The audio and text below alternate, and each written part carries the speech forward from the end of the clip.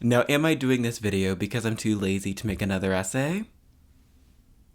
Maybe. Hello, my wonderful besties. I hope you're all well. So we're keeping this shipping content train moving along. I had a lot of fun making my Miki and You video from Marmalade Boy, so I thought we would do it again, but only this time we'll be discussing the love triangle in Kids on the Slope between Gato, Ritsuko, and Sentaro. In case you're unfamiliar with the series, Kids on the Slope is a coming-of-age drama set in 1960s Japan that documents two high school boys bonding over jazz music, resulting in them forming a band. I love this series. Many of y'all, from what I can tell, love this series, so I'm excited to talk about it. But before we get into this, I do have a few disclaimers. Firstly, for transparency's sake, we'll only cover the romantic subplots explicitly canon in the anime, meeting Gato and Ritsuko, Ritsuko and Sentaro, and Sentaro and Eureka. Not Eureka and June, not every plot point in the entire series, only the love triangle between Gato, Ritsuko, and Sentaro. So for my own sanity, I won't talk about the other ships or manga today.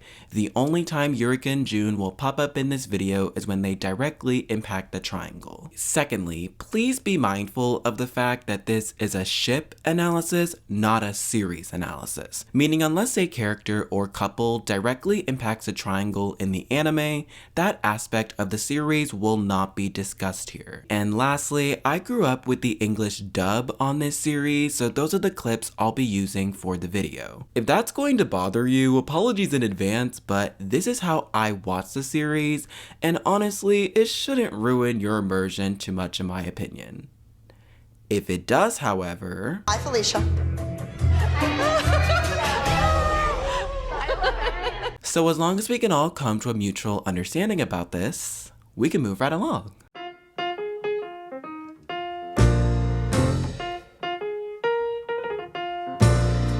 So we start our story off with our male protagonist Gato Nishimi's introduction, where he is presented as an introverted, socially awkward teenager. Gato has recently transferred from Yokosuka to Kyushu to reside in his relative's house and begins attending a local high school. We hear his initial thoughts about moving through his inner monologue, where he laments the situation is vomit-inducing. After this, Gato's teacher introduces him to the class, with many students gossiping over his high-achieving academic profile. Since Gato has moved often due to his father's work, he's used to this pretentious treatment from fellow classmates. This is confirmed when some boys bully Gato for reading a book and sitting next to the other bookworm Maruo. So Maruo tries to establish camaraderie with Gato, but he remains fairly disinterested. It's not until he informs Gato to stay wary of Sentaro Kawabuchi that finally catches his attention. According to Maruo, he is a notorious thug who even teachers can't manage, and if he zeroes in on you, all hell breaks loose. Upon hearing Maruo's description of Sentaro, Garu's nausea starts to develop due to being placed in a stressful environment. But this is where things start to shift as we encounter the class representative, Ritsuko. She is tasked to give Gato a school tour, which only lasts for a few seconds as his nausea resurfaces by getting hit in the head by a baseball. We see him running to the rooftop, which is his temporary cure, and this is where we get our first on-screen meeting between Gato and Sentaro.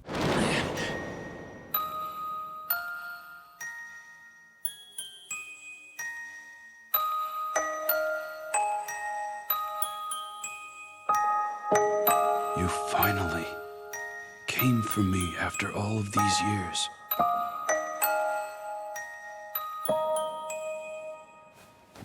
Wait, who the hell are you? Now, I really like this interaction. There's something ethereal and mystical about this scene. Considering Sentaro thought Gato was an angel when he grabbed his hand solidified this notion for me. And their connection when locking eyes with one another could not be interpreted as simply platonic. The homoerotic undertones were just too prominent. So this dilemma the boys are currently facing centers on retrieving the rooftop key from upperclassmen boys. Sentaro decides to take action, resulting in him getting into a physical fight. Naturally, Gato witnesses this and questions why he fought the three seniors, and Sentaro's reasoning is that he knew Gato wanted the rooftop key. But this offer comes with a cost of 100,000 yen, which deterred Gato from further engaging with him. Back in the classroom, the boys spot each other once more, with Sentaro inquiring Maruo about Gato's identity. After forcefully prying Maruo, he learns Gato's name and his initial perceptions, which sparks Sentaro's nickname for Gato called Richie. Later, Maruo. Hi there, rich boy. From now on, your name is Richie. You and I are gonna be best friends. Upon hearing this, Garu's nausea develops again, but this time Sentaro follows him to the rooftop to ensure his safety. The boys come to a mutual understanding about their position as they stand outside in the rain. After returning to school, Ritsuko spots the boys drenched and takes them into the nurse's office to dry off. While they're waiting for the nurse, Garu hears Sentaro drumming with sticks at a nearby desk, leading him to recognize the rhythm resembling jazz music. Is that jazz? Wait a minute. You can tell? Well, sort of. I play piano. Classical music mostly, though. Ha! Classical, huh? What a drag. This commonality with jazz music becomes the pillar of their friendship, but happens very gradually. Initially, Sentaro brushes off classical music as a wealthy, opulent style, while Garu takes this opportunity to be competitive with him. And this is also pretty indicative of how the series depicts her masculinity, which becomes a lot more visible when the boys are vying for the affection of their love interest. So now we return to Ritsuko, and this leads to this scene of her calling Garu pretty with his glasses off. Garu feels somewhat startled yet excited at this revelation, which could potentially signal his growing feelings for her. The following day at school, Garu and Ritsuko talk about Sentaro's reputation and the prospect of Garu becoming his friend. Ritsuko also reveals that she is Sentaro's childhood friend, which leads to Garu's skittish reaction when she calls him by his first name. Maybe I'll just decide to call you Kaoru-san. Kaoru-san. Kaoru-san. What is this echoing in my head? Kaoru-san.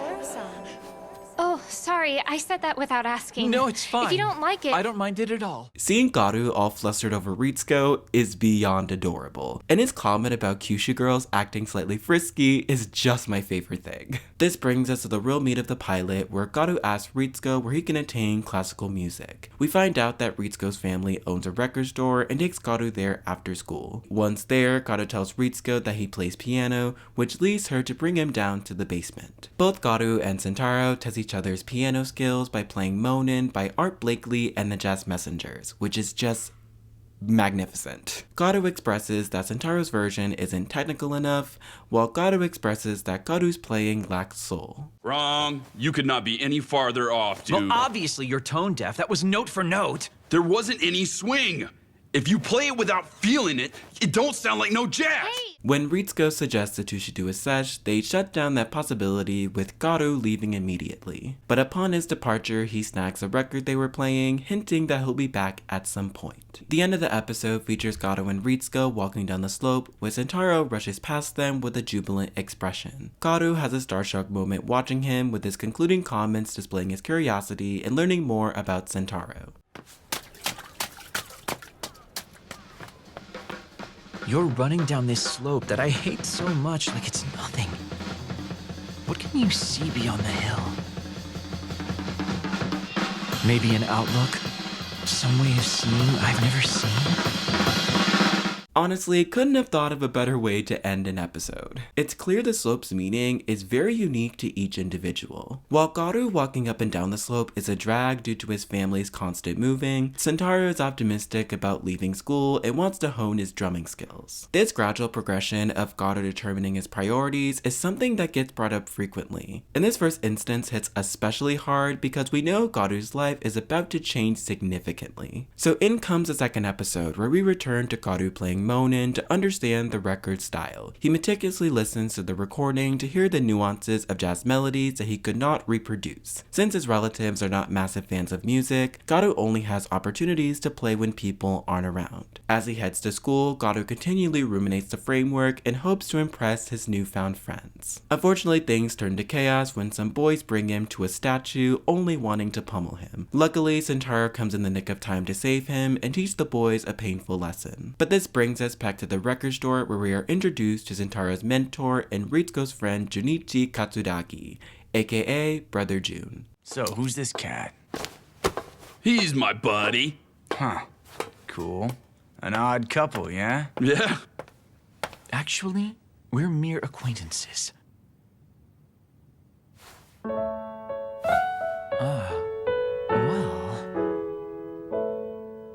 Now, I think it's worth noting here that this is the first interaction where Gato establishes his dynamic with Sentaro, which is them being acquaintances. Sentaro obviously views this differently as he already perceives them becoming friends. I also find it fascinating that Jun references Gato and Sentaro as an odd couple pairing because we can take this in two ways. We can say it's foreshadowing their opposing musical styles of classical and jazz, which at this moment would be very unlikely, or we can take it in the way I thought it was originally intended, which is based on the pair's physical appearance and contrasting personalities. So while Jun is getting acquainted, Ritsuko's father Tsutomu inquires her about manning the shop so they can all jam out together. They begin a live sesh where Gato appears puzzled, to which Sentaro replies to join the group on the piano. While initially nervous, since Gato has never done improvisation, as he gets more comfortable, he soars through the keys and sparks are flying. As we are now approaching summer break, we reach our first romantic plotline, where Gato asks Ritsuko to do homework with him in the library. Assuming this is the date, Gato becomes slightly disappointed when Ritsuko invites Sentaro. This is also when we discover that they are both Catholic, as shown by Sentaro's rosary and Ritsuko's veil during their church service. The significance of their religion also plays into numerous other factors regarding their identity. Ritsuko discusses that she was taught not to wear rosaries around her neck, but mentions that Sentaro is a special case. During their conversation, Sentaro interrupts Ritsuko as she reveals too much information regarding their personal life. Afterward, our trio stops by a nearby mountain to go swimming, and this is where Sentaro makes comments about Ritsuko's body. Ritsuko blushes flusteredly over Sentaro's comments about her washboard figure, and this is where the triangle starts to form officially. Once Sentaro pushes Gato and Ritsuko into the water, Gato doggy paddles around Ritsuko, leading to our first love realization. Koro-san, you're a funny guy. She laughed.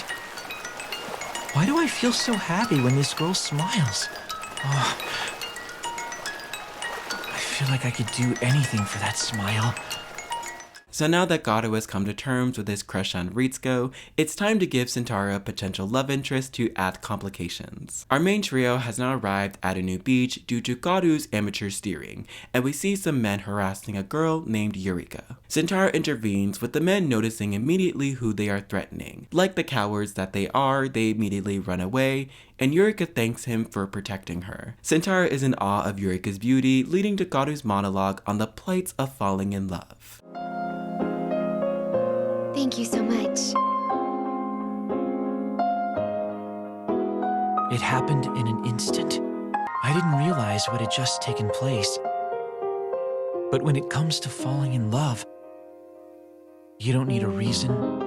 I could probably quote that entire scene, mainly because I recently rewatched this series, but I still find this to be a sweet moment. I like the steady progression to Sentaro's love at first sight moment, and also Gato detailing Sentaro's mental state, which I'd argue is even more impactful than Sentaro's crush itself. Now, I know you might think at first glance this triangle should be a beacon for us to abandon this series, but indulge me for a bit. Although many of us view Kids on the Slope as a coming-of-age drama, we can't dismiss the fact that there is still intended romance in this series. So many people have commented before saying how the Kids on the Slope love triangle provides unnecessary mess. But given the circumstances presented, this plotline was inevitable. And it's honestly so refreshing to see a love triangle actually feel authentic and advance the story. Because I don't know about you guys, but I'm kind of sick and tired of forced meandering for the sake of developing conflict. I feel like the triangle is an extremely crucial aspect of this series, especially for the events that are about to come. In the following episode, we see Sentaro still pondering over Eureka, with Gato providing information about her and explaining to him what love is. However, Gato has ulterior motives in this because if he can get Eureka to reciprocate Sentaro's feelings, it will become easier for Gato to get Ritsuko to fall for him. So Gato decides the best course of action for them is to skip jazz practice for the day and develop a strategy for Sentaro to approach Eureka. Upon their arrival at Sentaro's place, Gato then suggests he and Sentaro should go on a double date to test the waters with Eureka. The following day, Sentaro confronts Eureka after school in an attempt to establish their date. Due to his nerves, however, Sentaro ends up telling Eureka that Gato was the one who asked her out. By the way, I'm a little fuzzy, so I have a question. Which of the two of you is inviting me out on this date? It helps to know these things. Oh, that would be... This guy! He insisted on inviting you. Huh? Oh, I see. Well, I'm really looking forward to it.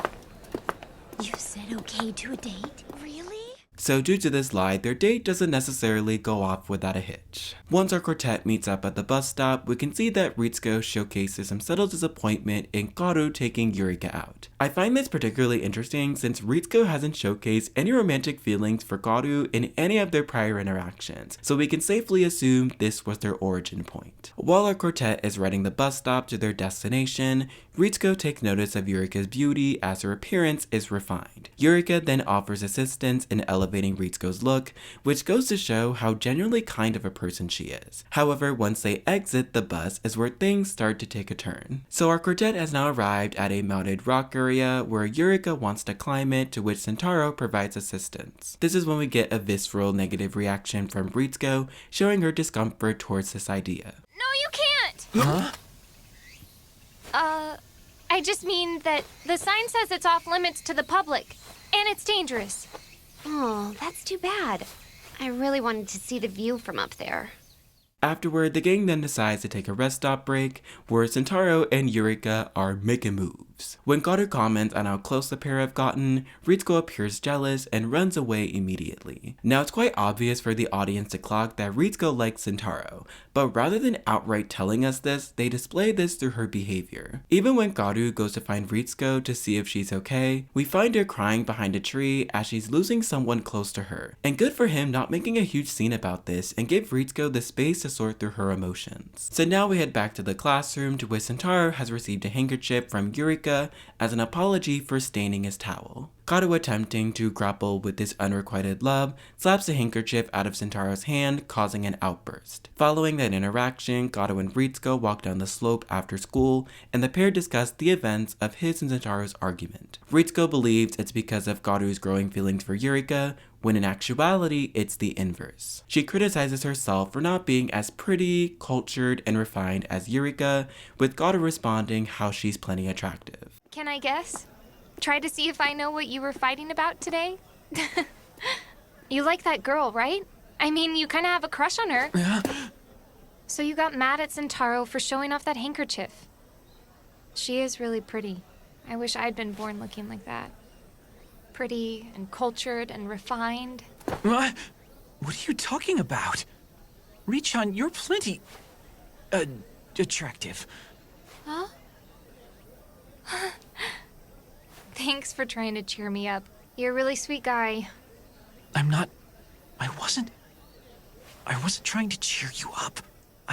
We then end back at the record store where Ritsuko locks Kaoru in the basement to repair his friendship with Sentaro. Tensions are rising as the boys begin their jamming out sesh, but the stale mood doesn't last long because jazz is what unites them together. It's also worth noting that during Kaoru and Ritsuko's prior conversation, it was revealed that Kaoru was a light for Sentaro since he finally found someone to play jazz with, which I also think helped douse the flames of their fight and learn how valuable their friendship is. This brings us to the end of the episode where Kaoru spots Sentaro shirtless and Eureka caressing his face in an empty classroom. After seeing them become intimate, Kaoru now thinks it's the perfect opportunity to play his love song for Ritsuko, which is Someday My Prince Will Come by Bill Evans. He tells Ritsuko that this is a performance for her, leading to this swooning confession. You've been practicing for Eureka-san, right?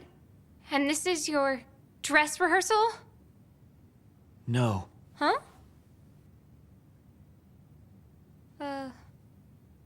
This is the real performance. Huh? You're the one that I like. It's for you. You don't have to give me an answer right away. I just wanted to let you know that there's somebody here who's in love with you. This climax doesn't ultimately get resolved until a little later during the following episode. So this episode centers on June getting Kaoru and Sentaro a gig at Stella's Jazz Bar. Since it's the holiday season, the band is working especially hard to make this performance extra special. However, it's once we return to school that the ties shift between our homeboys once again. The following day, Kaoru inquires Sentaro about his steamy session with Eureka. Sentaro informs him that it was for an art project where he was her model and was asked to continue this role for a short while. Kaoru is relieved upon hearing this news, which personally made me confused, considering he wanted Sentaro out of the way to get closer to Ritsuko. But maybe he doesn't want him to rush into a sexual relationship before he was ready? Who knows? We then are shown a brief flashback of Tsutomu informing us that Sentaro's birthday is on Christmas Day. So Gato decides to get Sentaro a new set of drumsticks, but great minds think alike as Ritsuko thought of doing the same. I don't see him buying a new pair for himself. Maybe I'll get them for him, one jazz musician to another. Kaoru-san? Richan! Oh my gosh. It looks like we both had the same idea. Oh no, this is... Sentaro's a lucky guy. As the two are walking back to give their collective gift for Sentaro, Gato then plants a kiss on Ritsuko as a Christmas gift. And yeah, this was bad, and I absolutely do not condone this behavior whatsoever. But in a strange way, I think this action confirms the things that Gato can't attain but Sentaro has, which is Ritsuko and having a loving family. His next meetup with Sentaro fully encapsulates this notion. Gato's slight disdain for Sentaro because of his familial relationship and connection to Ritsuko becomes a pivotal moment for his character. Because as I said earlier, Gato grew up in a household with vacant parents who didn't spend quality time with him. So I can imagine the devastation Gato feels when he opens himself to love, all to learn that his feelings will remain unreciprocated. And while Gato's anger is misplaced here, this factor alone increases the gravity of the situation and demonstrates how loneliness can be so damaging without a foundational community. But sooner rather than later, we get a glimpse into Sentaro's upbringing, which poignantly details how similar the pair are to one another. Huh? Why is that kid next to Richan in all the photos? It's easy to tell when you see me as a little kid, right? That I got mixed blood. Richie, I'm one of those that ain't got a place in the house, too. Ever since I was born. Hey, America! Can't you speak English? Gato learning that Sentaro is biracial as he is a Japanese American proves why these two are a perfect match. Sentaro fully relates to Gato not having a place to call home, as he also had a tumultuous childhood. For context, Sentaro's father is an American soldier while his mother is a Japanese woman, which caused friction with other family members due to the US and Japan's volatile history. Sentaro's familial struggles stem from his mother abandoning him when he was young, as she gave him to his grandmother, which is why their dynamic is strained. And once Gato learns Sentaro's story, he regrets the words he used against him, which I really appreciate. The two then quietly play on the piano, with Gato having an epiphany on why Ritsuko fell for Sentaro. This brings us to the band's first performance at Stella's, where not much ship development happens, but we do get this moment of Sentaro telling off a drunk guy who's making racially charged comments about jazz music. Stop it already! I can't stand that coon music jazz. Sounds like a jumble of noise. At least play something white. I couldn't hear. What did he say? He says he doesn't like black jazz, so we should play white jazz. Huh? What kind of segregation is that? What are you trying to say, old man, huh? Don't do it, Sen boy. Suck it in. You can't go through to a drunk like that. Just ignore him. When I tell ya, I was howling when he said that. This drunk guy did not just go for the jugular, he went for the full slur without batting an eye. And we stand the crowd for gasping in disbelief at what he said in this moment, and Sentaro being an absolute saint. Maybe he was a Black Lives Matter advocate before it was a thing, you know? But now that I feel that all the characters are established with their love interests, this would be a great time for us to move on to part 2.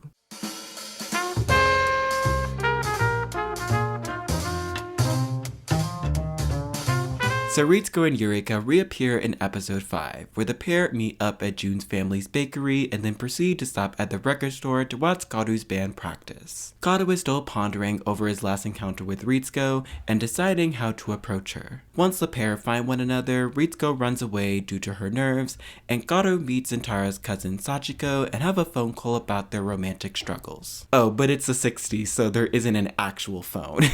Gato reveals to Sachiko that he made the girl that he really liked most cry. Ritsuko intercepts the conversation by saying she doesn't forgive him but can't stay mad at him either. It's no good.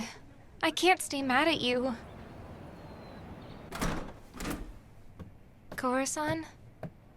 I'm afraid that there's something I have to tell you, and Ritsuko, following their conversation, tells Sentaro how awful she feels about hurting Garu, especially since he's the light that allowed Sentaro to continue pursuing music. But Sentaro isn't giving up on uniting our trio together, so he crashes Garu's house, telling him they should go practice. Sentaro explains that Ritsuko is lonely without his presence, but Garu is too heartbroken to go to the music store. However, once Garu's father hands him a letter from his former housekeeper regarding his mother, this is where Sentaro's helping hand comes into play. He helps Garu reunite with his mother, which cheered him up immensely, and gave her a parting gift of a record for a future meeting. Later that night, both Garu and Sentaro are continuing to practice in the basement, and Ritsuko is happy to see them, and everything is seemingly resolved. On to the following episode, which takes place during our trio's second year of high school, where we learn that Garu and Ritsuko are in the same class, while Sentaro is not. And right on cue, Sentaro gets into a fight with some boys to get in some exercise, so nothing much has changed for him. After some slight bickering, Sentaro spots Eureka in the art room, with Garu pushing him to go to the nurse's office to treat his scratches. Garu is still coping over Ritsuko's rejection, and tells himself that he will get over it and will smile again. While Ritsuko is treating Sentaro, he tells Sir to keep an eye on Richie and is glad they are in the same class. We then head back to the basement where the boys are practicing once again, as Sentaro inquires Garu about his first date with Eureka. Garu tells him that doing this is a bad idea due to his inexperience, which is comical considering he's never been on a date either. But the real conflict of this episode comes in the form of Seiji, who, like Eureka, is an art club member and aspires to become a star. He asks Sentaro about joining his rock band for an upcoming festival, which Sentaro ends up accepting. But this doesn't reach Garu until a little later, while our main trio plus Sentaro's siblings are clamming, which is basically where people go to a beach and collect clams, so pretty self-explanatory. When the news breaks to Garu about Sentaro joining Seiji's band, he is heartbroken and confused by feelings of betrayal. I was wrong about you, you stinking traitor!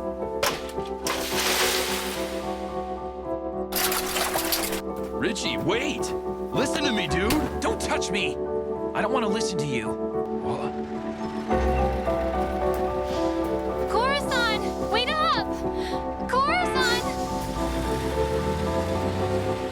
Now obviously Garu has every right to be angry about this, considering the pair were already practicing for upcoming gigs. But another part of me is like, can't you cut Sentaro a little bit of slack though? I understand this is a hard adjustment for Garu, but Sentaro doesn't have to limit himself to only one friend. And also, did Garu forget how dismissive he was to Sentaro's lived experience throughout the entire Ritsuko situation? Like, I feel like the insecurity for your friendship at this point should be minimal. So following that argument, our homeboys haven't spoken since, and continue prepping for their festival events. Garu and Ritsuko have become closer with one another as Ritsuko offers him a snack, which sparks some unwanted memories for her about the boys' previous fight. Some girls overhear their conversation and know how much time Ritsuko spends with Garu, alluding to them being a couple. Garu then stands up to Ritsuko, acknowledging they are not a couple, which shocks everyone due to his quiet demeanor.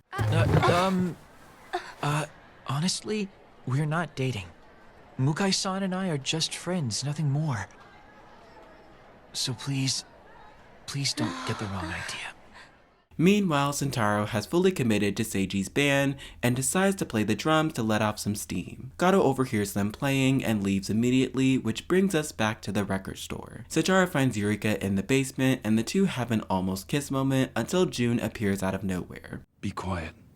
Don't say anything. I can't, because I...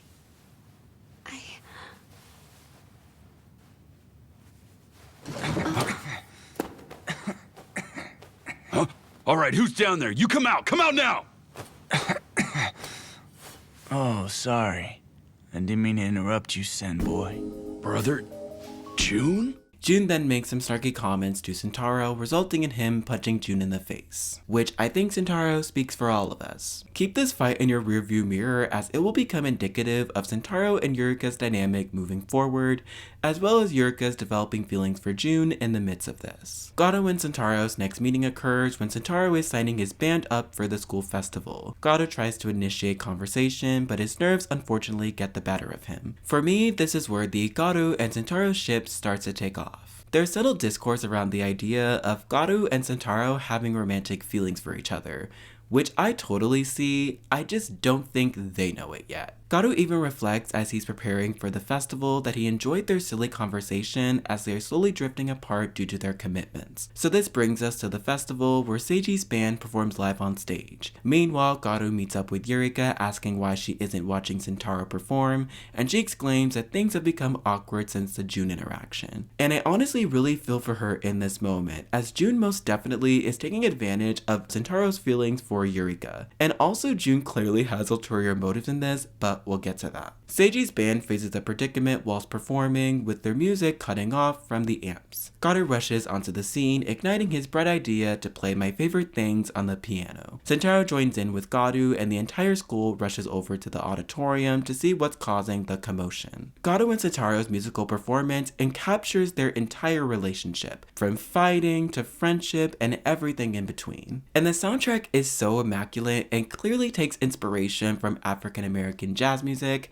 which of course is thanks to our king Shinichi no Watanabe. The audience was left speechless with their performance, and the two are finally back together as friends. It was also refreshing to learn in Sentaro's conversation with Moruo that he only joined Seiji's band because of his pure intentions of becoming a star to support his family. This is something Sentaro can relate to and demonstrates how having a passion for something can make a monumental impact on people. He always considers other people's situations before his, even when it comes to playing jazz with Garu. After the boys' performance, Garu and Sentaro run down the slope, with Garu saying that he feels born again, which concludes this episode.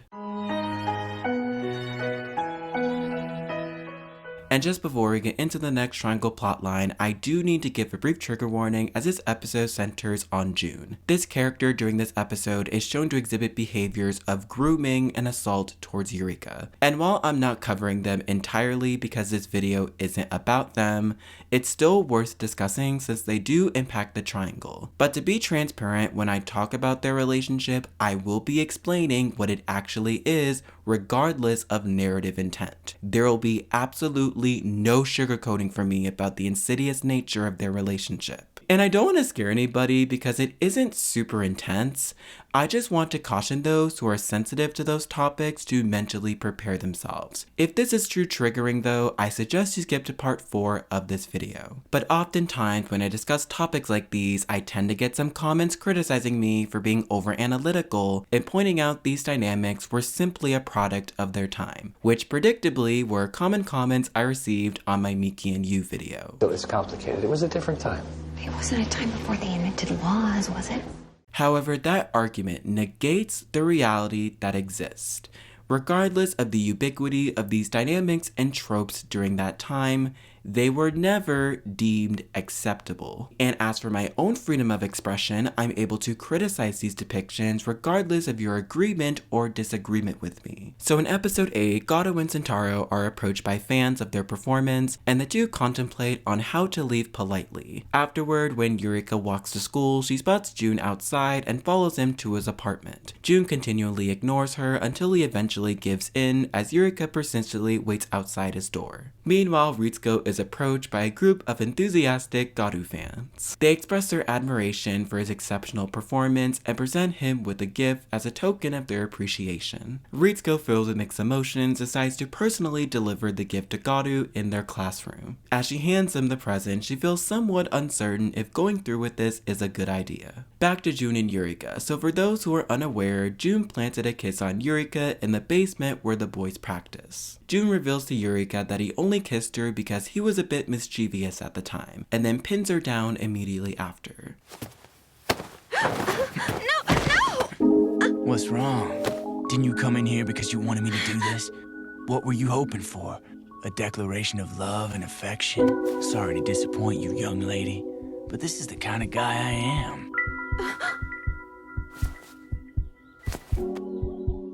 Thankfully, June did end up regretting his actions, but that does not dismiss of his aggressive pursuits on Yurika, especially when she was initially resisting him. Then if you take into account that he might have been under the influence of something, it questions how consensual the interaction was for both parties. But if June wasn't under the influence of something, it comes across as manipulative, since he's leading Yurika on with these lingering feelings. However, things escalate when Yurika cuts her hair to make June not view her as a young lady, so my hypothesis might be correct correct, but it's too soon to tell. It's Yurika's comments after, however, that give us insight into Jun's past and why he doesn't want to form close bonds with people for fear of them having them hurt in the process. Now, like I said, I have my gripes about this relationship and Jun's intentions, but I still really like this scene. Yurika's sympathetic attitude makes a world of difference, and Jun was able to let his guard down and express vulnerability. So now we move on to the next segment where Sentaro overhears some girls gossiping about Yurika's personality change. He decides to confront Jun about this since Yurika's hair was cut short,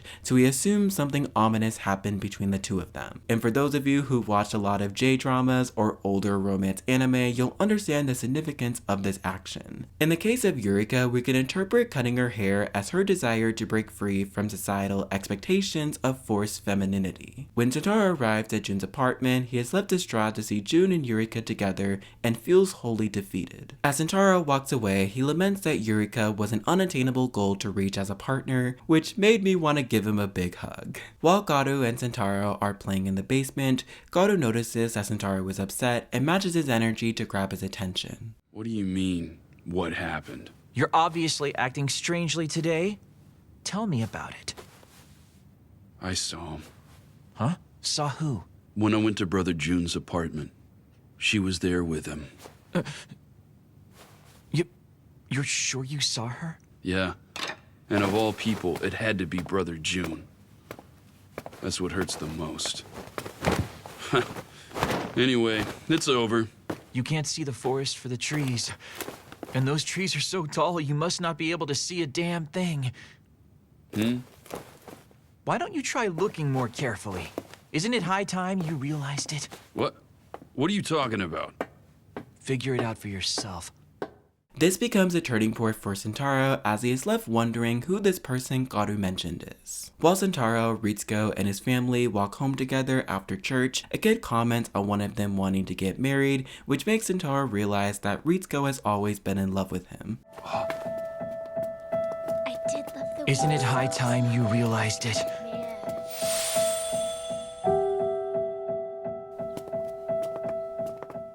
This realization definitely hits harder knowing how well Ritsuko disguised her feelings for him. From there, we can foresee the unrequited love confession from childhood friends come to fruition. In the next episode, Maruo is holding a Christmas party and is inviting the entire class. Gato initially turned down the offer, but when he realized Ritsuko was not attending, he changed his mind and says he's gonna go. Gato's inner monologue expresses that he wants to keep some distance between him and Ritsuko in order for his heart to heal. However, when he's at the party, he's constantly thinking about them, so that distraction ultimately failed. Garu then walks home reflecting on these thoughts until he hears Ritsuko calling out to him and provides her company at the bench. This leads to this conversation where Garu is bracing himself by talking about Sentaro, while Ritsuko wants the complete opposite. Come to think of it, it's almost his birthday, isn't it? I hope you finish in time. Why would... Huh? Why do you say things like that? You're wrong. This is for... Never mind. I can't believe you. You're an idiot. You're so insensitive. What did I do this time? So Ritsuko is obviously contemplating her feelings, but her romantic interest in Garu is definitely growing. She decides to throw away the yarn she's using to knit Garu's mittens as she finds it pointless to keep harping on him. Sentaro, on the other hand, needs to let Ritsuko know that he is aware of her feelings, but obviously he can't reciprocate them. He waits for her in the music store, and when she arrives, they both express to one another that they consider each other family and don't view each other romantically. I have to confess that I never realized how you felt till now. I may have said some dumb things and hurt your feelings, and I'm sorry for that. I didn't mean to hurt you. I'm sorry. But, how can I put it? But about your feelings, I just...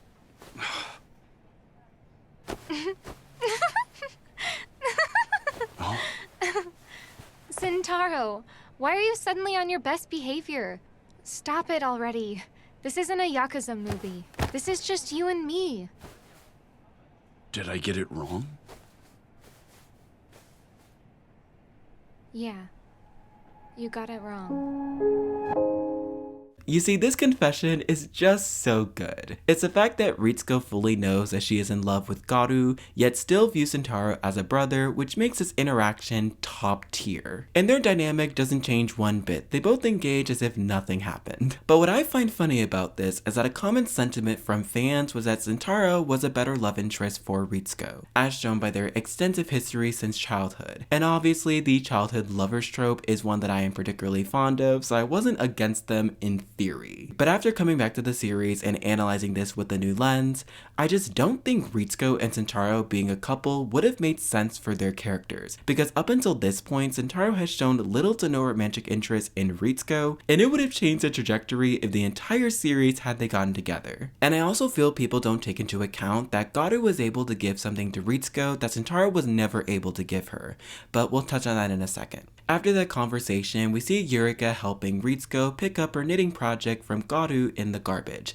which was just another great moment. They both discuss their relationship troubles and how it's been hard for them to express their true feelings without hurting someone. This conversation opened both of their eyes to reality, with Garu's gentlemanly demeanor helping Ritsuko gain self-confidence, and Eureka has a dogged commitment to make her relationship with Jun a reality. After Jun and Eureka depart for Tokyo, Garu walks down to the basement on a chilly evening. We are then left on a cliffhanger on Mittens being in the piano, and we obviously knew who they came from. That's right, Ritsuko. The next day, Garu reflects on whether or not to keep the mittens, as he still thinks that Ritsuko has feelings for Sentaro. The two exchange good mornings upon seeing each other, but are still obviously emotionally distant due to their circumstances. Entering the school day, we find out that Eureka and Jun's rekindled romance is widely known to the student body, and Garu is worried about Sentaro's reaction to this news. When Garu finds Sentaro, he spots him watching Eureka's painting, and preceding this, his classmates remove it from the wall due to the scandalous nature of her absence. What are you doing?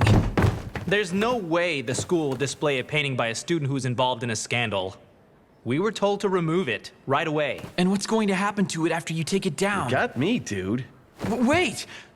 This painting is important, please! Huh? So what is she to you exactly anyway? So you had eyes for her, huh, bud? What? Let it go, Richie. Sorry. You can take it away. Garu's genuine concern over Sentaro's mental state shows how special their friendship is. Even when Sentaro expresses that he said his goodbyes to Eureka and the painting, it's heartwarming to see the lengths Garu will go to ensure his happiness. Now that the two are on stable footing, it's time for us to introduce more drama. So in the following scene, Garu inquires Sentaro about if he received the knitted gift to reaffirm his thoughts on Ritsuko's present. Sentaro confirms this, which leaves Garu disappointed, but then on cue, he pulls up a string from his pocket that was knitted by his cousin Sachiko. This relieves Garu as he then puts on the mittens, and the boys have a playful snowball fight. So this brings us back to the basement where our main trio are discussing their future careers. Ritsuko wants to work in elementary education, while Sentaro wants to continue playing and jokingly states he's not gonna make it to third year. Garu and Ritsuko are startled by this as they both strive to help get Sentaro back on his feet in school. Garu begins tutoring and preparing him for his makeup exam in order for him to pass on to the next grade. Throughout this time, we are shown a softer side of Sentaro when he's playing around with his family, and Garu comments how happy he is when he's around children. But the fun unfortunately gets tainted as Chico had a bathroom accident on Garu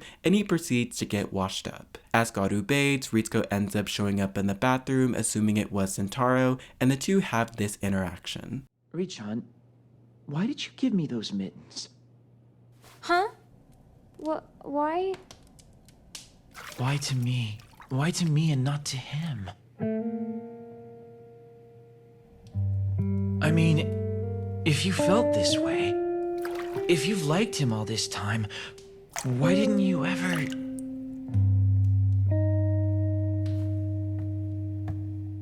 Garu's insensitivity to Ritsuko's feelings is a bit hard to watch, but overall is very understandable. Throughout the entire anime, Ritsuko has made it abundantly clear what their dynamic is, and so he feels somewhat unsure of how to proceed. In Ritsuko's defense, however, she was still trying to figure out her feelings for both of these boys, but once she can make that distinction between them, she had no problem showcasing her affection for Garu. This miscommunication between the characters served the purpose of their dynamic very well, but still it doesn't diminish Garu's Garu's inability to detect social cues, especially when they're as blatant as these ones.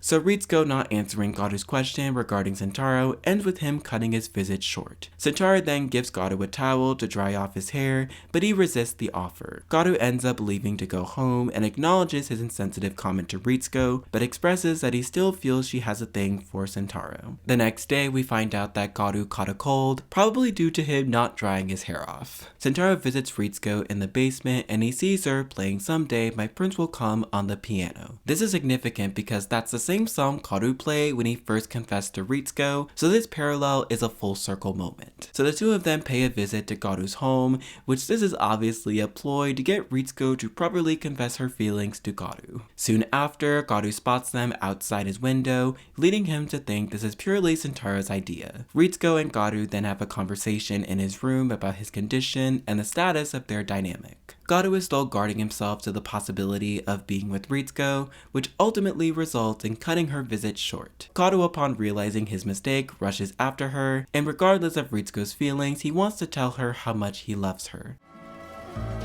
Richon, let me tell you how I feel about you one more time. I love you, Richon. I love you, Richon! I love you, Richon! I love you, Richon! Please be quiet. Your relatives can hear your every word. Let them hear. I'm not muscular, and maybe I'm not as manly as I should be, or maybe I could be. But when it comes to my feelings for you, Richon, I'm second to no one. The build-up to this reveals feels so organic and consequential to the events that happened prior. From the subtle moments of Sentaro pushing Ritsuko to meet Garu, to the knitted mittens, to Garu's reassurance to Ritsuko, makes his confession feel so satisfying. And then the comment about Garu helping Ritsuko regain her confidence hits harder knowing that Garu started to falter when things seemed bleak. This theme overarches not only their friendship, but their romance. Like, it's such good writing. We then have a brief time jump to the summer where we learn that Garu hasn't made any substantial progress with Ritsuko. Ritsuko informs the boys that Seiji's band has been advertising themselves as the expected winner of the upcoming festival. Garu and Sentaro use this as motivation to continue practicing and participate in the festival to prove that they are the best. We then end the episode learning that Sentaro's father is returning home after many years, which scares Sachiko due to his drunk, violent behavior previously.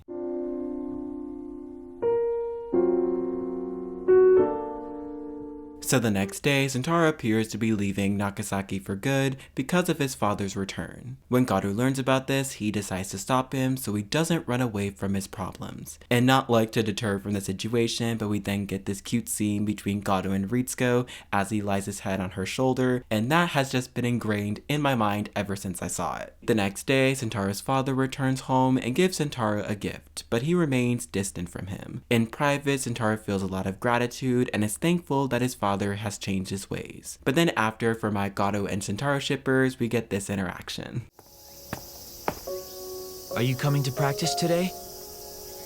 Yeah, I'm gonna practice my ass off for the festival. You mean it? I mean it, dude. What the hell? That's a weird way to greet each other. So as the boys band practice begins, they invite Ritsuko to sing vocals for them in the upcoming festival. She struggles with handling the swing style of These Are My Favorite Things, but as time passes, she is nailing the song. But the band faces a major obstacle after the rehearsal, where Sentaro and Sachiko get caught in a motorbike accident.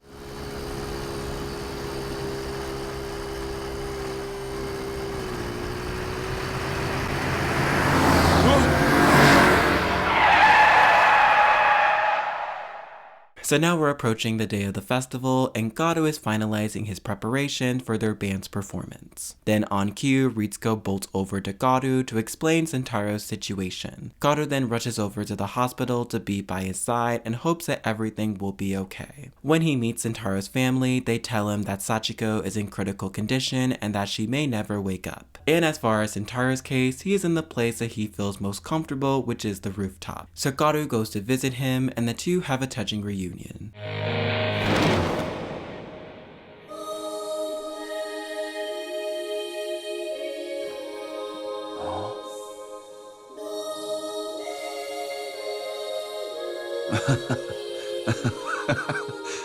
My believe I've seen this angel before somewhere. Hey, what's the matter with you? Are you crying, dude? This way, we don't have to see each other cry. It's easier that way. What do you mean, we? I ain't It's crying. okay to cry, Sen. You've been keeping it bottled up all this time.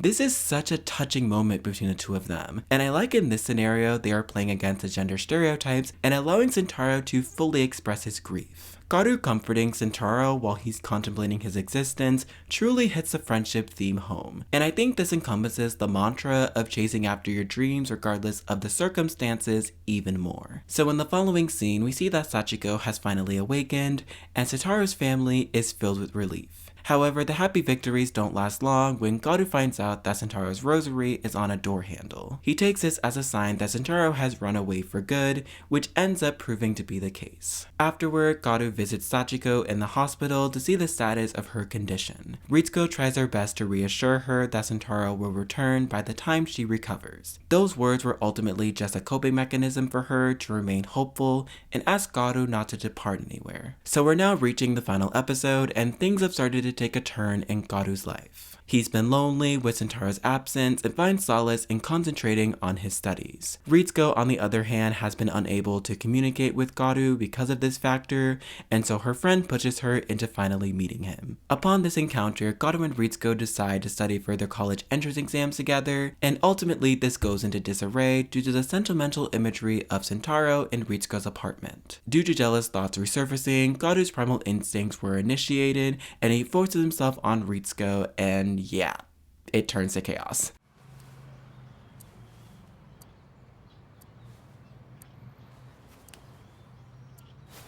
Huh? Wait, Kara-san, don't! What are you doing? Get off me! Wait, what? I'm glad he's gone. Now I can be alone with you. Whenever I want. Anytime I want. Stop it! This is a clear indicator that Garu hasn't fully coped with Sentaro's disappearance, and it's unfortunate that he had to force himself on Ritsuko to learn this. I do think Ritsuko let him off with a slap on the wrist considering the ramifications of what he's done and also what he said. But I do understand this is coming from a place of grief. The next scene takes us to Garu and Ritsuko's high school graduation, and Ritsuko has decided to keep her distance from Garu. During the evening, Garu shows up to the music store to say a proper apology, thank you, and goodbye to Ritsuko. Richan! You can stay there, but just listen. I'm sorry about that day. You may not want to hear anything from me, but just let me say this. The reason I started coming here is because I wanted to see your smile. Richan, please just listen to me. Your smile always encouraged me, even when things were rough. I never knew that feeling before meeting you. Thank you, Richan. Meeting you was a blessing to me. You meant so much.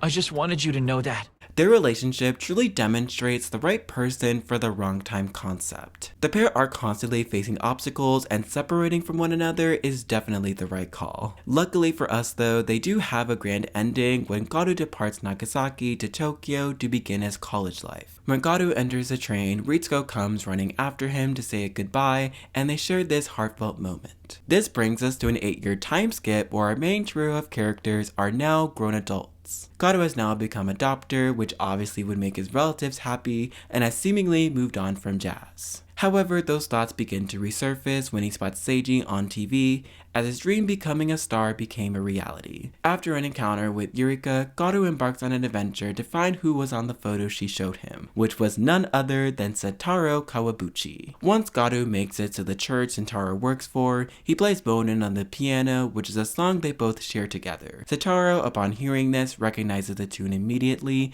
and joins the church to play it. All of the kids come to watch the performance, and they come to the realization that no matter where they are in the world, playing jazz is what brings them together. Regardless of the perception of jazz from other adults, it's what connects the boys on a deeper level, and that matters most in the end. During the ending credits of the anime, Ritsuko ends up meeting up with the boys, and honestly, actions speak louder than words. While this is where we end things today, there is no doubt that there are more obstacles for our main trio to overcome. It's a good way at hinting at what's to come and can allow the viewer to come to their own conclusion before reading the manga. This triangle was handled so well, especially towards the end with the time jump, and our main trio of characters will always have a special bond. Because when you have a bond like these three, regardless of the circumstances, they will all happily reunite in some capacity. So that wraps up my Kids on the Slope love story. I hope you guys enjoyed. I had a lot of fun reminiscing this triangle and honestly this series in general. And also super exciting, I'm going to be reading the Kids on the Slope manga this year because I just haven't gotten around to reading it. So if you are wanting to add on things that were not mentioned in this video, please attach a spoiler warning. Anyways, I'm gonna stop rambling now and I hope to see you guys soon for my next video. Until next time, bye! Alright, I'm done. I'm leaving. Goodbye.